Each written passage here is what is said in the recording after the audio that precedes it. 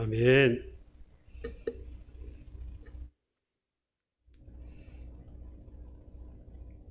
이제 곧 우리가 일상으로 돌아가서 마음껏 한 자리에 모여서 예배할 날이 되면 우리 할렐루야 성가대가 찬양을 준비해서 하나님께 영광을 돌리게 될 것이죠.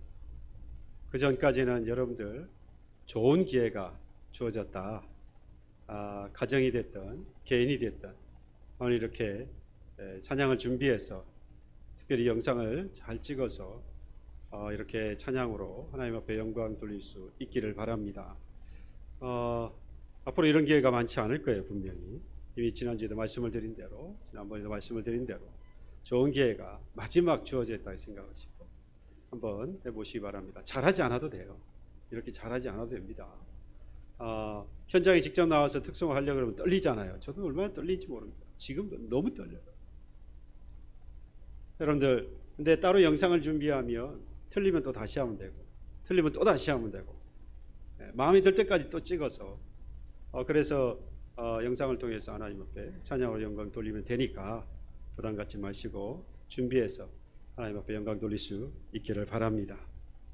한 아들이 집에 들어왔는데 거실에 등이 하나 꺼진 겁니다. 등이 꺼져서 이 등을 가려고 보니까 등이 없는 거예요. 그래서 찾다 창고에 보니까 좀 낡아 보이는데 등을 하나 찾았어요. 그래서 이 등을 가지고 꺼진 그 등을 교체를 한 겁니다. 근데 교체를 했는데 역시 등이 들어오지 않아요.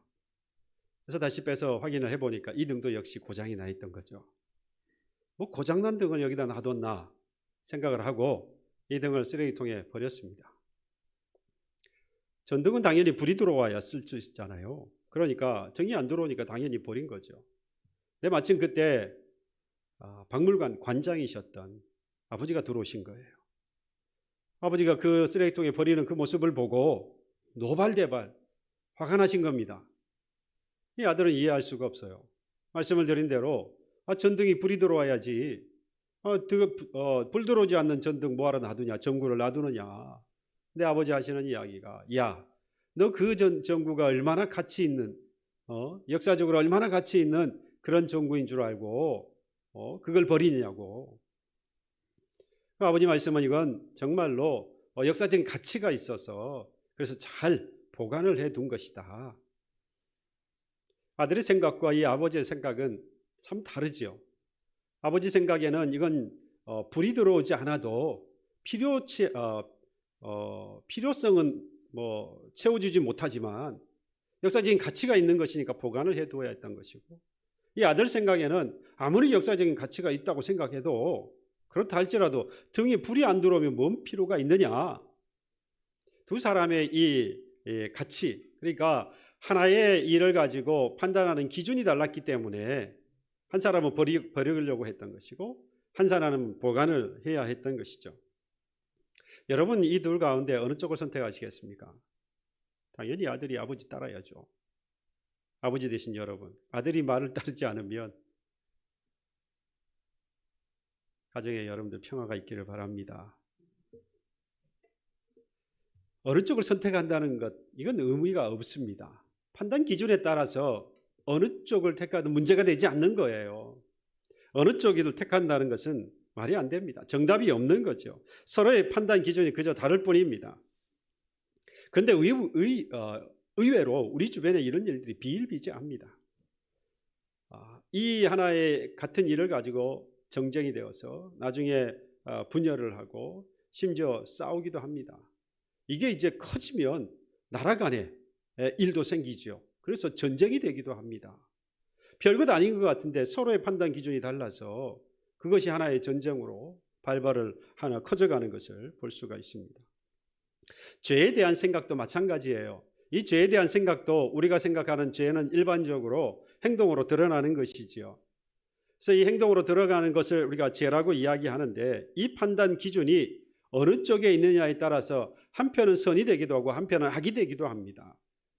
나라를 한번 볼까요? 우리나라에서는 분명히 이것이 선인데 그래서 우리나라의 기준으로 보면 이건 별 문제가 없는데 이게 다른 나라에 가면 이게 문제가 되는 거예요. 악이라 이 말입니다. 잘못된 거라고 이야기해요. 우리나라에서 이건 잘못된 것이라고 하는데 다른 나라에서는 그것이 괜찮다고 이야기해요. 이게 뭐가 다르기 때문입니까? 우리는 일반적으로 이런 것들은 나라와 나라 사이에는 문화가 달라서 그래.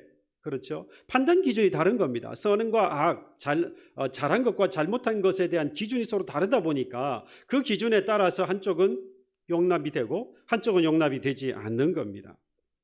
이건 여러분 국가 간의 문제만도 아니에요. 우리 한 나라에 같은 법을 가지고 살아가는 우리 안에서도 이런 일들은 비일비재합니다. 분명히 같은 사건이 일어났는데 그 사건을 보고 같은 법을 또 적용했는데 그 사람이 어떤 판단 기준을 가지고 있느냐에 따라서 이 사람이 옳기도 하고 잘못되기도 합니다. 그래서 우리가 법을 가보면 1심, 2심, 3심 갈 때마다 뒤집히기도 하잖아요.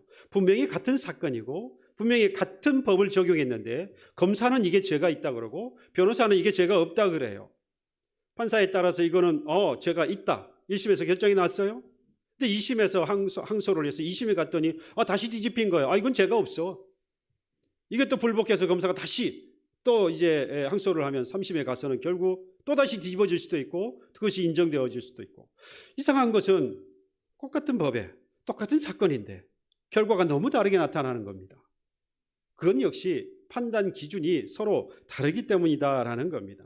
여기서 판단 기준이라고 하는 것은 단순하게 그러니까 법뿐만 아니라 이 법 이외에도 정치적으로 또는 경제적으로나 또 개인적인 어떤 사정, 환경, 심지어는 시점, 그것이 이전이냐 지금이냐 또는 앞으로냐 이런 보는 시점에 따라서 이것이 조합되어져서 하나의 판단 기준이 되어지는데 이 판단 기준에 따라서 완전히 달라지더라 이 말입니다.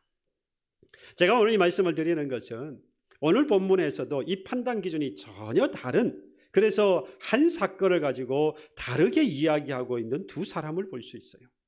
바로 우리 예수님과 베드로, 또 이후에 비유로 나오고 있는 1만 달란트 빚진 자와 100데나리온 빚진 자의 이야기입니다. 오늘 이 말씀은 여러분들 그동안 여러분들이 생각했던 말씀하고 많이 다를 거예요. 그렇다고 해서 제가 비성경을 이야기하는 것은 아니고 여러분들이 지금까지 생각해 보지 못했던 부분들을 우리가 다시 한번 생각해 보자고 오늘 이 말씀을 여러분들에게 드리는 것입니다. 오늘 이야기가 시작되어질 때에 21절에 보면 시작이 그때예라고 이야기합니다. 그때예. 그러니까 지금 이때가 무슨 때인지는 지금 정확하게 모르겠는데 그 다음을 읽어보시면 베드로가 나와 이르되 주여 형제가 내게 죄를 범하면 몇 번이나 용서하여 주리까? 7번까지 하오리까? 지금 베드로가 뭔 이야기를 합니까? 무슨 이야기를 하고 있죠? 용서에 대한 이야기를 하고 있습니다. 베드로가 이야기하기를 주님 앞에 주님 내게 형제가 죄를 범하면 몇 번까지 용서해 주면 좋겠습니까? 7번 정도 하면 될까요? 라고 이야기했어요. 그러니까 지금 범죄한 형제에 대하여서 용서하는 문제를 이야기한 거죠. 그러니까 이 이야기를 할 때에 그때예라고 이야기한 것을 보면 지금 이전에 18장 1절부터 해서 이 14절, 19절, 20절, 20절까지의 내용이 어떠한 내용이었을 것이라고 하는 것을 유추해 볼 수 있죠. 뭐에 관련 이야기였겠습니까? 여러분들 똑똑하시니까 예상 가능하지요. 그러니까 그때예라고 했으니까 이후에 용서, 죄 이야기했으니까 이 앞에도 역시 죄와 용서에 관한 이야기가 있었겠구나. 그래서 지금 이 베드로가 그것을 딱 받아가지고 7번까지 용서하면 되겠습니까? 라고 하는 이야기를 주님 앞에 한 것이죠. 그래서 이 앞의 내용을 보면 크게 두 가지 이야기가 나와요. 1절부터 18장 1절부터 14절까지에 보면 작은 자에 대한 이야기가 나옵니다. 이 작은 자를 보고 누군가 이 작은 자가 죄를 범한 형제가 있어요. 근데 이 형제를 보고 작은 자라고 보고 이 형제를 실족하게 한 거예요. 그러니까 이 형제가 죄를 범하여서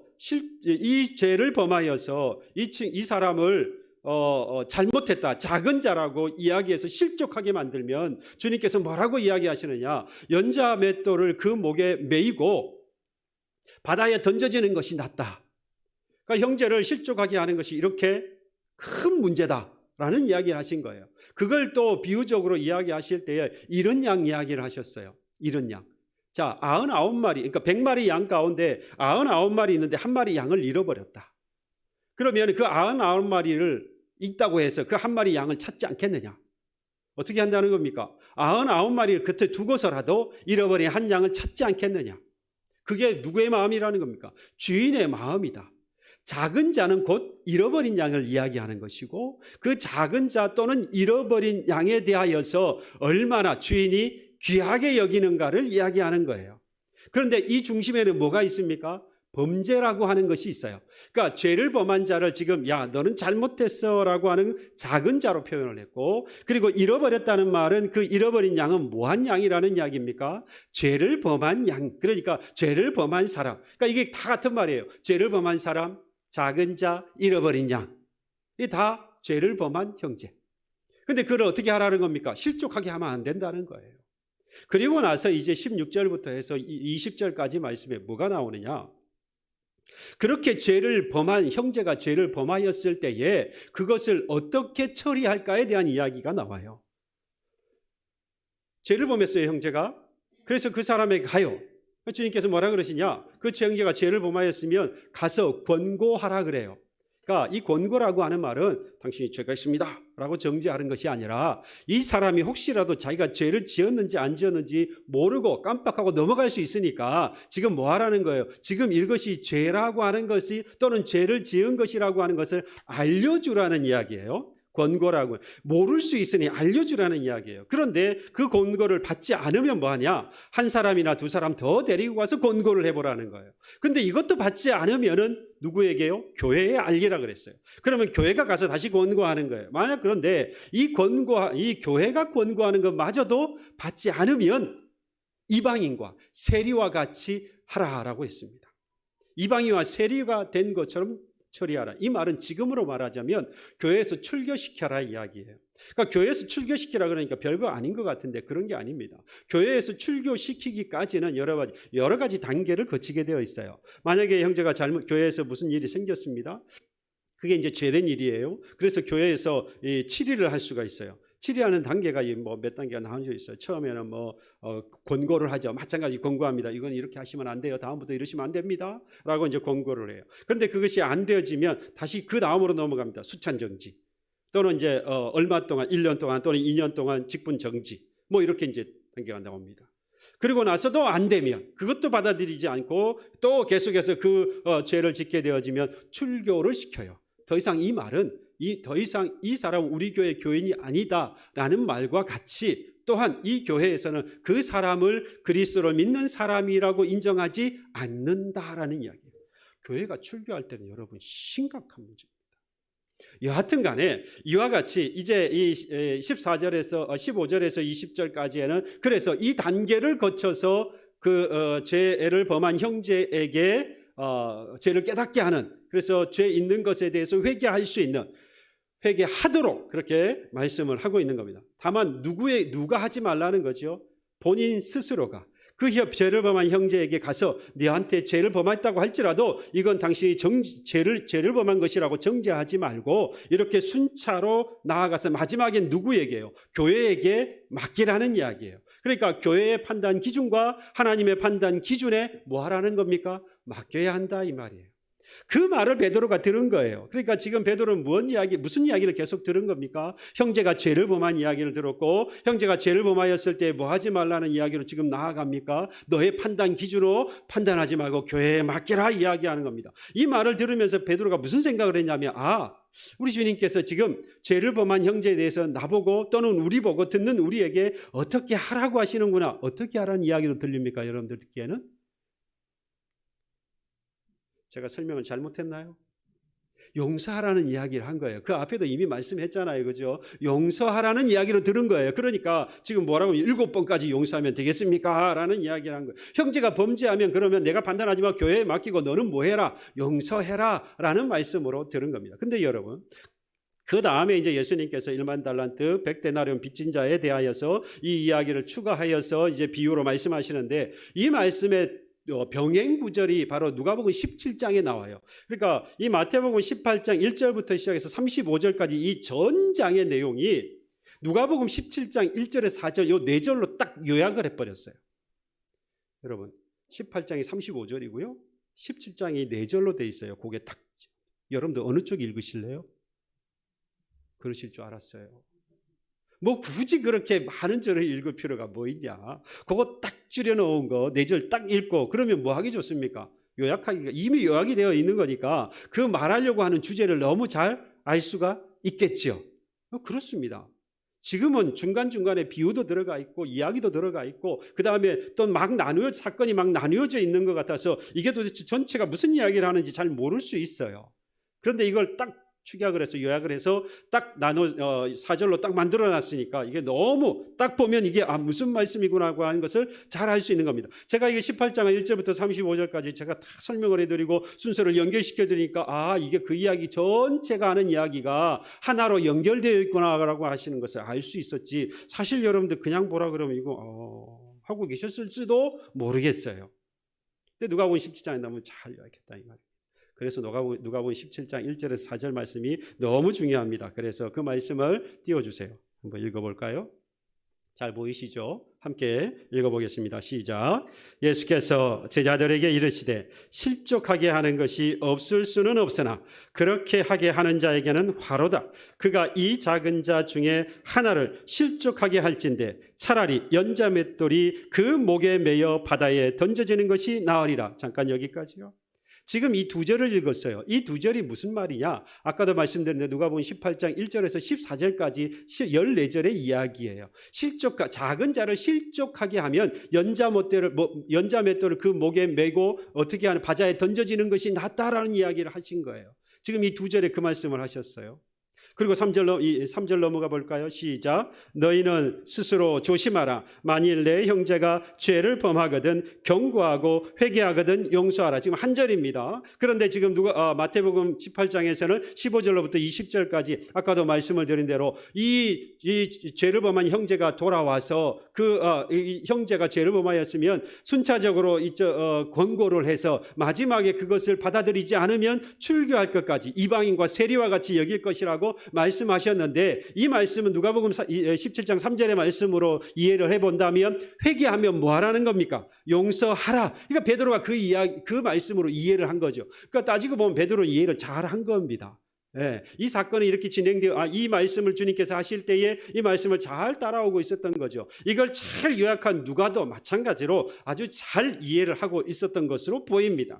그리고 나서 이제 4절 말씀 봅니다. 함께 봅니다. 시작. 만일 하루에 7번이라도 제만 읽지요. 시작. 만일 하루에 7번이라도 내게 죄를 짓고 7번 내게 돌아와 내가 회개하노라 하거든 너는 용서하라 하시더라. 그러니까 이게 오늘 본문의 말씀이죠. 베드로가 뭐라 그랬습니까?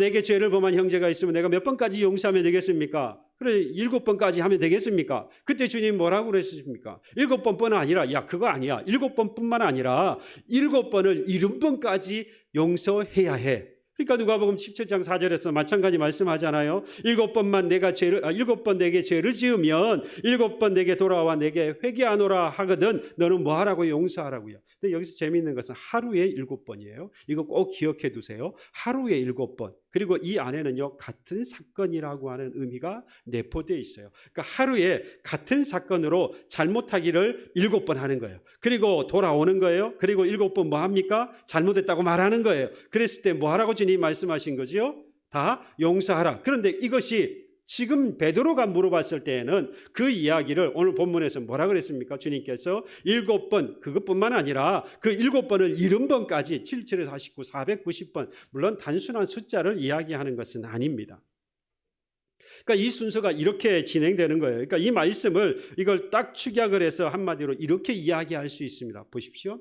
하나님은 작은 자라도 어떻게 여기시는 거죠? 귀하게 여기시는 겁니다. 아주 귀하게 보시는 거예요. 그래서 이런 양 한 마리를 구하기 위해서 나머지 99마리 그냥 두시고 그 한 마리를 찾으러 간다 이 말이에요. 근데 이 잃어버렸다는 말, 작은 자라는 말은 뭐한 사람이라고 말했습니까? 죄를 지은 사람이다 이 말이에요. 죄를 지은 우리 형제들이란 말이죠. 그런데 죄를 지었다라고 그것을 정죄하게 되어지면 내가 그 사람을 뭐하게 하는 것이에요? 실족하게 만드는 겁니다. 그 사람이 정말로 죄가 있어서 또는 죄가 없어서 관계없이 내가 가지고 있는 판단 기준을 가지고 적용을 해서 그 사람에게 이야기를 하게 되어지면, 정죄를 하게 되어지면 도리어 내가 그 사람을 뭐하게 하는 것? 실족하게 하는 것이다 라는 이야기입니다. 그럴 때에 뭐 하는 게 낫다는 거예요. 연자 맷돌을 목에 메고 바다에 던져지는 게 낫다. 그만큼 하나님께서, 그만큼 주인이 그 어린 양을, 비록 죄를 지었지만, 비록 그것이 작은 자, 그 사람이 작은 자이고 죄를 지은 그런 어린 양이지만 뭐 한다는 거죠? 귀하게 여기신다는 거죠. 이 주인은 하나님이시며 그 하나님께서 너무 귀하게 보시는 거예요. 그런데 그 사람을 실족하게 했으니 뭐 하라는 겁니까? 차라리 죽는 것이 더 낫겠다, 이 말씀하시는 거예요. 하나님께서 귀하게 보시는데 도대체 네가 뭔데 그 사람을 실족하게 하는 말이야? 내가 그 사람을 구원하기 위해서 예수 그리스도를 이 땅에 내어 보내주셔서 그로 구원받게 하셨는데, 그 죄에서 구원하셨는데 도대체 네가 뭔데 그 사람을 실족하게 하느냐? 네가 도대체 뭔데 네 판단 기준을 가지고 저 사람이 죄가 있다 없다 네가 말을 하느냐? 그래서 실족하게 했으면 차라리 너는 죽는 것이 낫겠다. 이해가 되십니까? 주님은 지금 그 말씀을 하시는 거예요.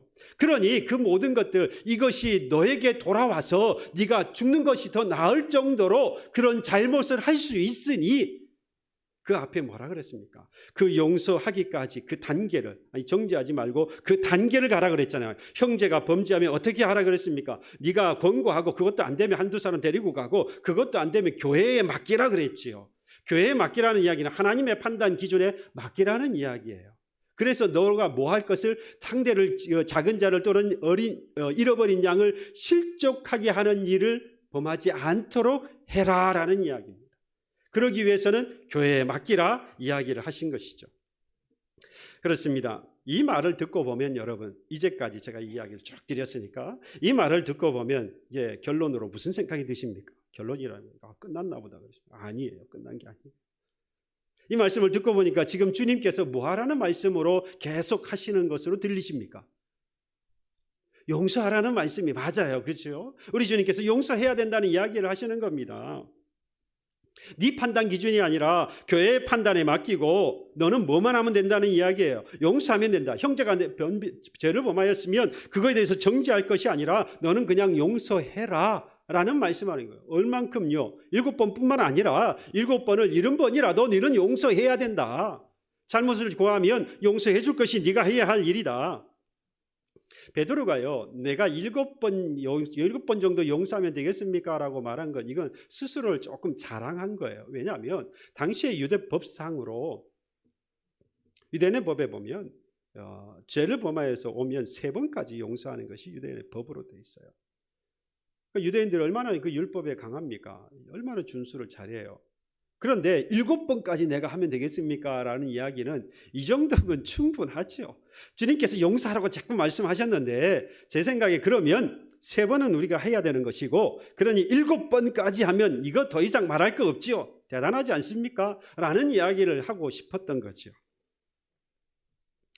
그 정도는 이제 하면은 주님께서 야 잘했다, 뭐 그 정도 칭찬, 야 대단하다, 뭐 그 정도 칭찬하실 것이라고 기대했을 거예요. 근데 주님께서 하시는 말씀이 7번뿐 아니라 그 7번을 70번까지라도 해야 된다라는 말씀을 하시니까 저는 여기서부터 고민이 시작된 거예요. 주님께서는 분명히 용서하라고 말씀하셨는데 7번 용서해라? 여러분, 아까도 말씀드린 누가복음에 나오는 그 하루에 7번 용서하라고 그랬어요. 하루에 잘못한 형제가 범죄하여서 하루에 7번 오거든 용서하라고 했어요. 여러분, 같은 일을 그날에 7번 똑같은 일을 가지고 와서 용서를 구해요. 여러분들 용서하시겠어요? 처음부터 죄송합니다. 처음부터 험한 말이 아니면은 매가 좀 참으면 2번 경고, 3번째는 이건 안 돼, 혼나는 거야, 매 맞아야 돼, 뭐 이 정도까지. 그 정도면 참 준수한 부모. 그건 부모가 자녀일 때이죠. 상판남 아니면은 그저 아는 정도, 여기서 말하고 있는 형제, 주 안에 있는 사람, 그래서 그 마음에 뜨거운 사랑과 열정이 있어서 3번까지 우리가 했다고 칩시다.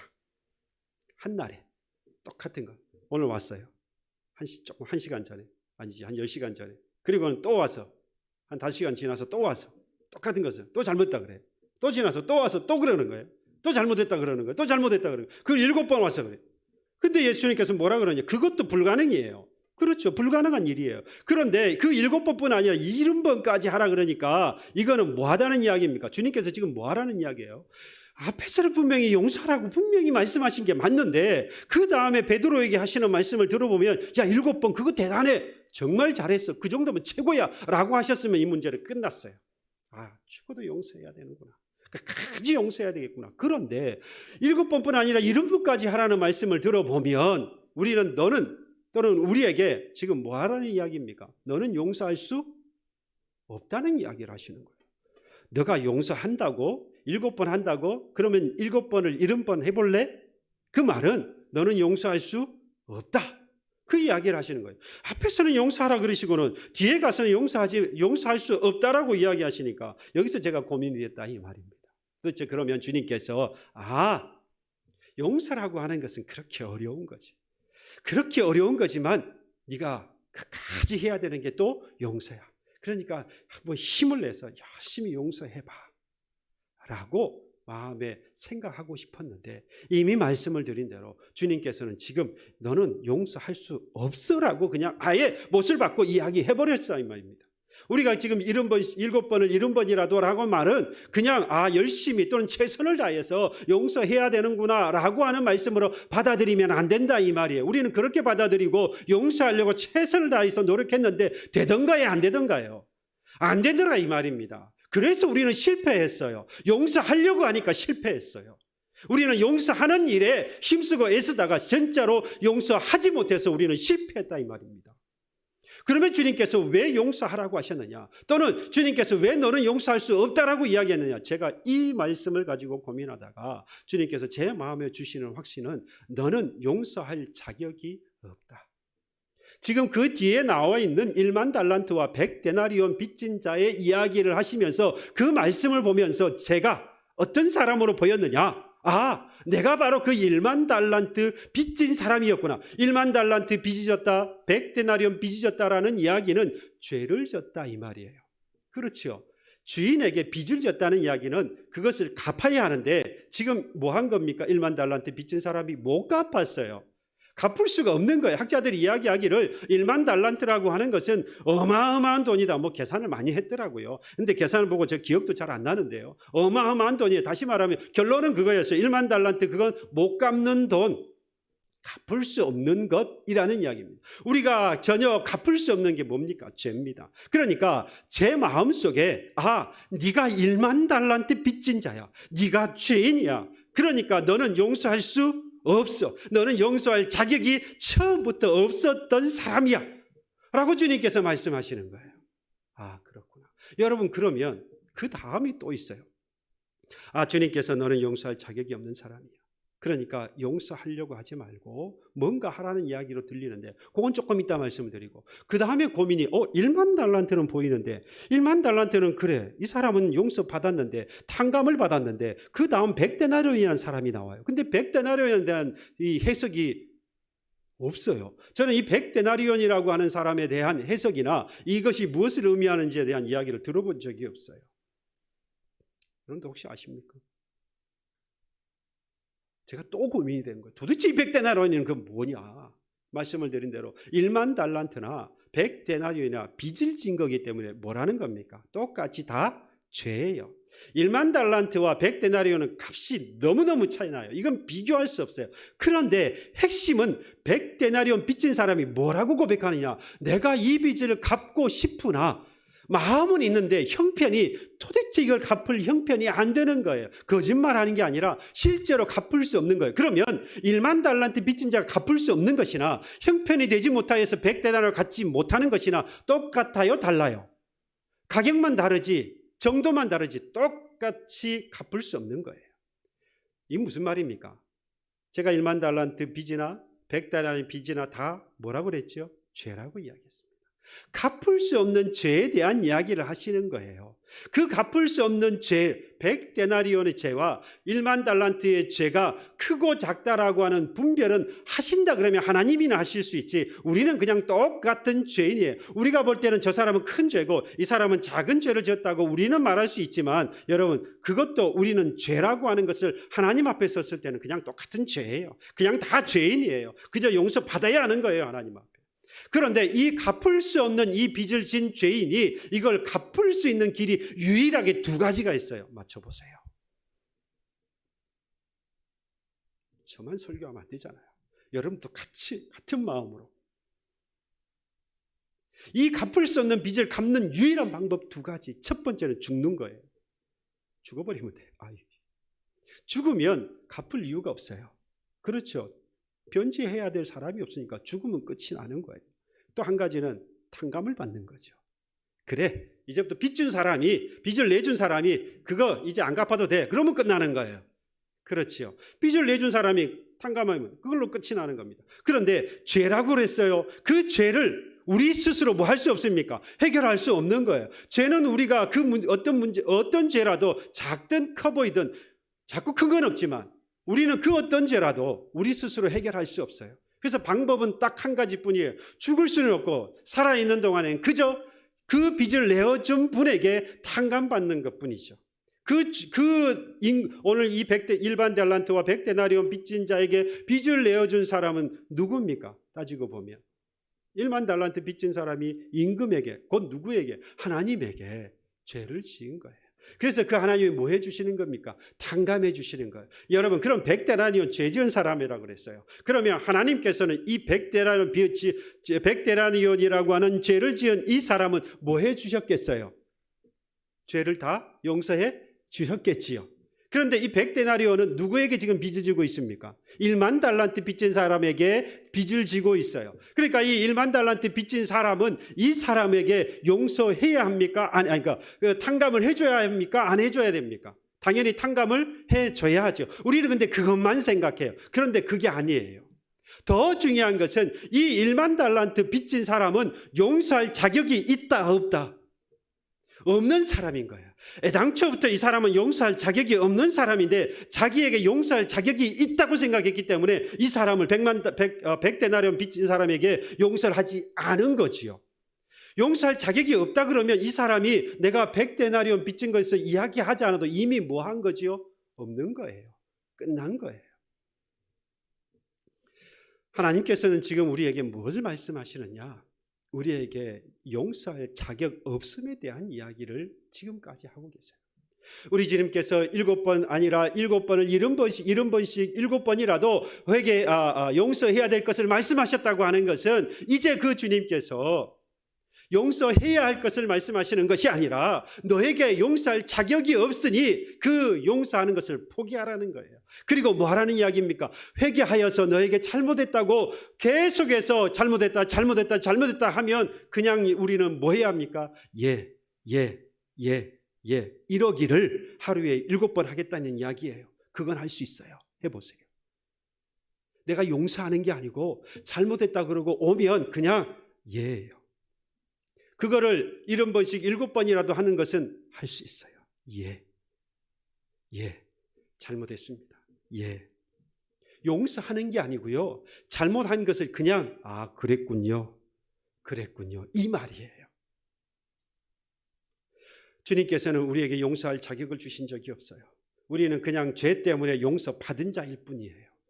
그러니까 우리는 처음부터 죄인이었기 때문에 용서할 자격이 없는 사람이기 때문에 용서받기를 원하여서 회개하고 용서받기를 원하여서 오는 사람에게는 그냥 받아들이는 것이 우리가 해야 하는 일인 거예요. 그러면 거기서 용서를 하는 것을 하지 않고 그냥 권리가 없으니 내어놓고 그냥 예하고 받아들이는 것으로 끝나느냐? 여러분, 그것으로 끝나는 게 아니에요.